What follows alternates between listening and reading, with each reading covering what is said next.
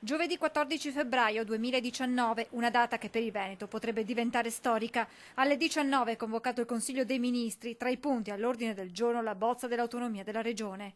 La conferma è arrivata direttamente dal Ministro Erika Stefani. Domani sera il Consiglio dei Ministri sarà un Consiglio dei Ministri molto importante, è la chiusura sicuramente della fase tecnica di questa lunghissima trattativa. Dunque con 24 ore d'anticipo il dossier arriva sul tavolo del governo, un documento che, stando ad alcune indiscrezioni, presenterebbe ancora dei nodi sui capitoli relativi a sanità, cultura, infrastrutture, ambiente. È già stato fatto presente da parte sia del Presidente Zaia che del Presidente Fontana, nonché di Bonaccini, che vi sono dei punti che se risolti porteranno alla firma. Occorre sciogliere questo nodo, sicuramente un nodo politico. Il passaggio in Consiglio dei Ministri di domani è fondamentale, siamo di fronte ad una riforma storica e come tutte le riforme storiche ha il suo giusto travaglio, ma noi siamo veneti, non ci fermiamo davanti a nulla, ha dichiarato il governatore Zaia, aggiungendo poi: Lega e 5 Stelle hanno sostenuto il referendum, sottoscritto l'autonomia nel contratto di governo e ribadito più volte che si farà. Sul piano tecnico c'è tutto, perché oggi abbiamo una bozza.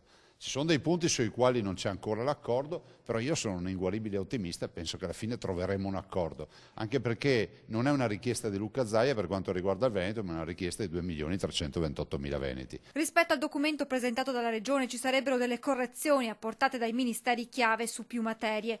Mancherebbe il via libera del Dicastero delle Finanze sul sistema di compartecipazione ai tributi e l'autonomia tributaria, frenata anche nel capitolo sanità, per cui la Regione potrebbe gestire l'assetto istituzionale e l'organizzazione ospedaliera, i neolaureati in corsia e i ticket. Per quanto riguarda invece le infrastrutture, il no dell'esecutivo potrebbe arrivare per la regionalizzazione di linee ferroviarie locali e per il finanziamento del TPL. Correzioni che potrebbero mettere in discussione la stessa intesa. È scritto in Costituzione che una regione può chiedere le 23 materie. Ricordiamo ai cittadini che in Costituzione c'è addirittura l'elenco delle 23 materie. Quindi noi abbiamo fatto un referendum per le 23 materie, continuiamo a chiedere le 23 materie, siamo a disposizione, però è un'intesa. Roma non deve prevaricare il Veneto non deve prevaricare Roma. Soluzioni anacquate ovviamente non ne sottoscrivo.